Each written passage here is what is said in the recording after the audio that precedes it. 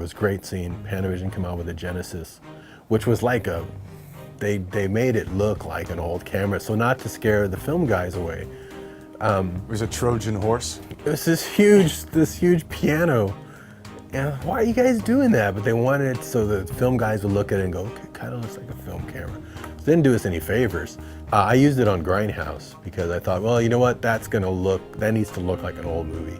I'll use one of these old cameras. And I remember when I did Grindhouse, it was pretty funny. I told Quentin, we're gonna do it just like the old Grindhouse theater movie. It's gonna look like an old beat up film. And he goes, and I said, I'm shooting mine digital. You should shoot your digitals too, because we can manipulate it later. He goes, I want to shoot mine on film, because I want to scratch my film up. I really want it to look like an old film. I go, all right, I'm telling you, mine's going to look more like film than yours is.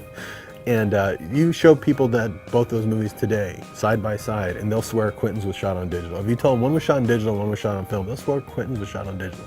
His looks so clean compared to mine, which I was able to add layering of aging and film grain. And I even changed the grain depending if it were inside or outside, because you would use a different stock if you shot it on film. So you can totally mimic that. You wouldn't try to scratch it by hand, and it never got ugly enough to look like it. It ended up looking really clean. So what I tell people is, you know, digital can look like anything you want it to look like. It's just an empty slate.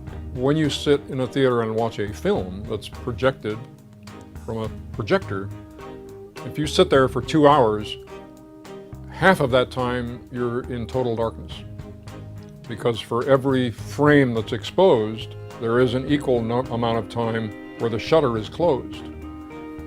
Your mind leaps over that blackness and erases it, but it's there.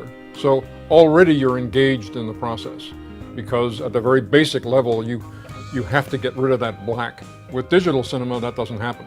You sit in the theater and there's a frame A, and it's immediately replaced by frame B and replaced by frame C. So there is no darkness. Your eyes are always looking at light. What is the long-term effect of that on the theatrical motion picture experience?